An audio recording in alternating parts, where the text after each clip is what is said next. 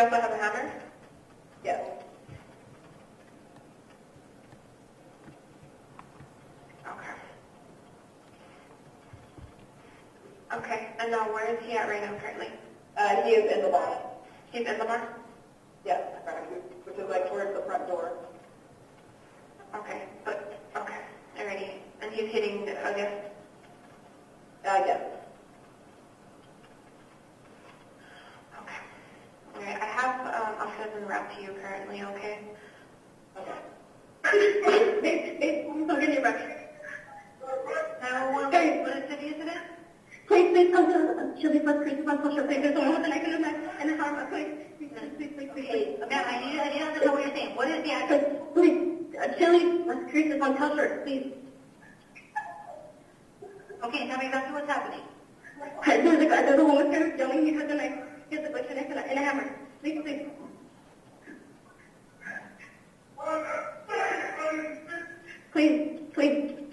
Okay, now give me 1 second. Please, ma'am, there's so many people. You have to stop. Okay, I understand, ma'am. What is he wearing? He's wearing a flannel jacket. And he's driving what is he driving? A Honda? A silver Honda? And there's this pink license plate. I think he went back in his car. What color is the vehicle? A silver Honda? A four-door? The car? He's back in his car right now. Please. Okay, what kind of a vehicle is it? A car, truck, or SUV? It's an SUV. Four-door silver Honda. Are you able to get the license plate? I can't because there's like, he's parked. We can't get from the back. Okay, are it's you still sedan? how to get outside? Yes, he's parking right now. Okay, so the SUV or the sedan? Yeah, the hammer and the knife. What did you ask him? Is it an SUV or a sedan? It's a sedan. A silver Honda sedan. The first officer arrived at 6:07 p.m. The officer contacts the male suspect, who would later be identified as Philip Mullen. As the officer asks Mr. Mullen to exit the vehicle, Mr. Mullen arms himself with a clawed hammer, steps out of the vehicle, and begins moving towards the officer. The officer could be heard telling Mr. Mullen to put his hands up or not to come any closer at least 8 times while he is walking backwards himself. Mr. Mullen continues to walk towards the officer while still armed with the hammer. They travel approximately 60 feet or at least 60 feet. The officer discharges his weapon 3 times, striking Mr. Mullen with all 3 shots. Mr. Mullen falls to the ground. The initial officer, the officer involved in the shooting, immediately begins administering aid and is assisted by other responding officers as they arrive. Mr. Mullen, unfortunately, would be pronounced deceased on the scene. Inside Mr. Mullen's sedan during a search warrant, investigators found a knife that was consistent with the one in the 911 calls, as well as a description of the knife that was used for the vehicle damage at the apartment complex. Several witnesses in the restaurant, this was about 6 p.m., so it was busy, it was dinner time, gave a similar account of what happened, and 2 patrons were victims of an aggravated assault committed by Mr. Mullen inside the restaurant.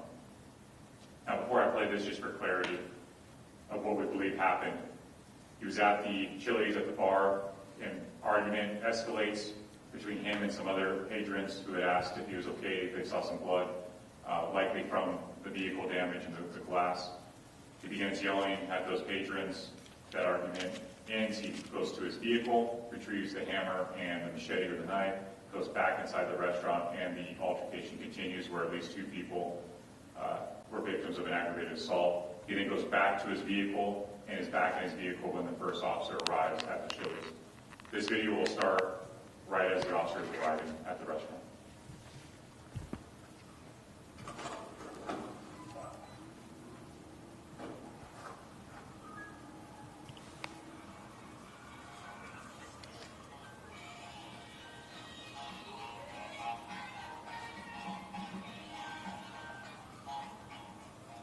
Step out of the car.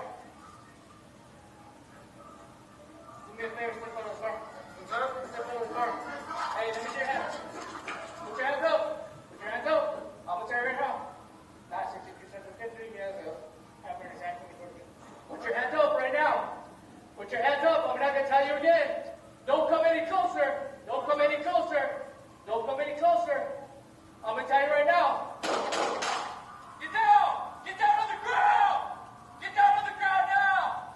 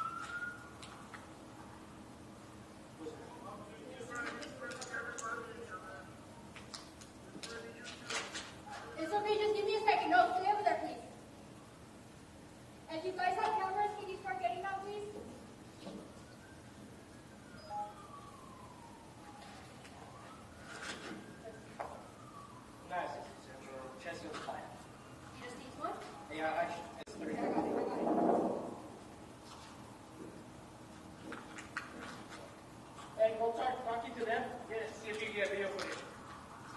Hey, start doing secret. I got this.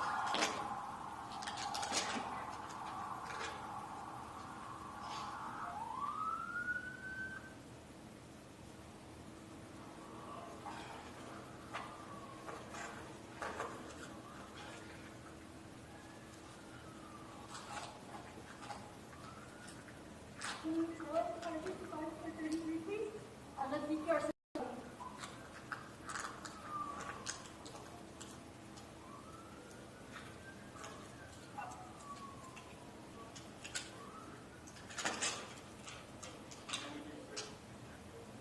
This is a blue one right here.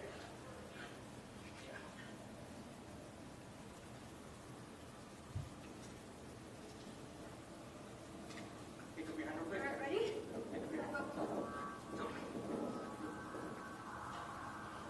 Nice. You're going down fast. 3 gunshot wounds to the chest. Chest was a fire. Just be fire.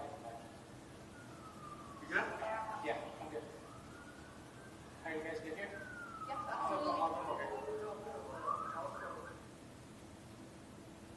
Show a diagram of the scene for perspective.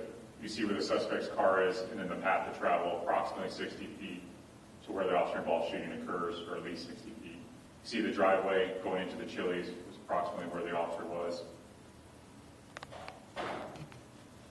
Some still images as Mr. Mullen is exiting the vehicle. He armed himself with a hammer, see making direct eye contact with the officer. After he's exited the vehicle, still making eye contact with the officer, armed with the hammer, closing distance. It's a picture of the suspect's hammer that was recovered on scene, as well as a picture of the suspect's knife, which was recovered during the search warrant in the vehicle. Just as a reminder, the officer-involved incident task force is comprised of investigators from the New Mexico State Police, the Las Cruces Police Department, the Doñana County Sheriff's Office, and the New Mexico State University Police Department. The task force acts as fact finders only. They do the investigation. Once all evidence is collected, they present it to the 3rd Additional District Attorney's Office at the conclusion of that investigation to make any determinations. At this time, we will answer the questions that we can. As I've said in the past, if it's something that we know to be a fact, we will answer it. If it's something that we're not quite sure of, we won't be able to answer it, and we'll let you know. Okay, who has questions? Right here. If you would, please state your name, where you're from, and then you ask your question. Algernon Damassa, Albuquerque Journal. Are you able to talk about any contact you've made with family members or any past history with Mr. Mullen? So family members have been contacted after the shooting, obviously, and he does have a history of some mental illness. We've had past contacts with Mr. Mullen that are similar in nature. We're yelling and screaming, making threatening statements, but nothing that's resulted in an arrest here with our agency. Questions? More? Anybody have questions? Okay, here we go. Of course, name and affiliation. Hi, I'm Sergio Gal with KBOX watching CBS4. During training, when does the officer make a determination between using less than lethal force and lethal force in situations like this? It's a pretty broad question, even in this circumstance, but as a general rule, an officer is not going to use a less lethal tool for a lethal encounter when they are by themselves. And so if there had been multiple officers, there might have been different options, but there were not. Okay, over here. Chief Kevin Palomino with Telemundo. I'm curious regarding his previous criminal record. Why was he? Why were those not like warranted for an arrest? Can you talk about that? I'd have to go into every single individual incident. The ones that I've looked at so far, and these are welfare checks where somebody is yelling and screaming on their porch, which could be criminal and disorderly conduct. But if it's connected to mental health, the default isn't necessarily an arrest either. So there was nothing that was so glaring that it should have been an arrest. Questions? There we go. Chief over here. Nina Gallegos, News 22. When you spoke to family, were they able to provide any information on any major events that happened to Mullen prior to the incident? They were. I don't want to disclose his medical history, but he had struggles in the past with mental health. Thank you. Here we go, Chief. Jason, just on news, Chief, is there a difference when an officer encounters a situation like this in a parking lot of a restaurant versus someplace where maybe so many other people may have not been members of the public around, like a crowded restaurant? That's a very good question, Jason. Yes, and during de-escalation training, even the training I conduct, it's a very important factor is the environment. And so whether it's a parking lot at 6 p.m. on a busy day where there's people eating versus the middle of the desert where there's no other people present, can change a lot. That one factor could change the circumstances in a lot of different situations. Okay. Additional questions? Anyone? Going once? Twice? Okay, again, reminder that this video will be on the city's YouTube page and on LCPD's Facebook page. Chief, anything else? Did you have a question? Yeah, just a very quick question. Here you go. The people who were assaulted, do you know like the extent of their injuries or anything like that? New Mexico, an assault is generally, to make it simple, an attempted battery. So these are people who were threatened with a knife or hammer, not necessarily actually attacked, which would have been an aggravated battery. So fortunately, nobody was injured inside the restaurant. Okay, here we go. Now another one.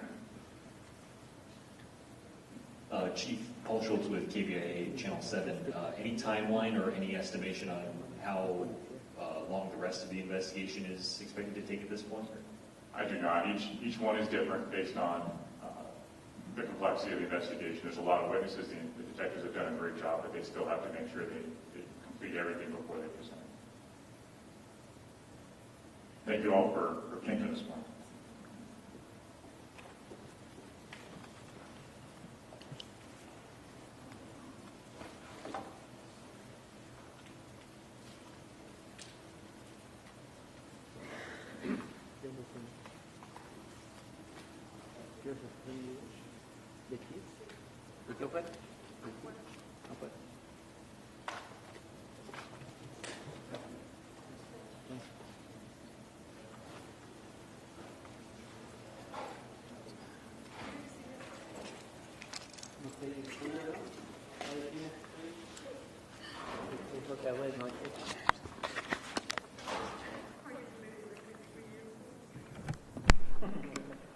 Es de noche.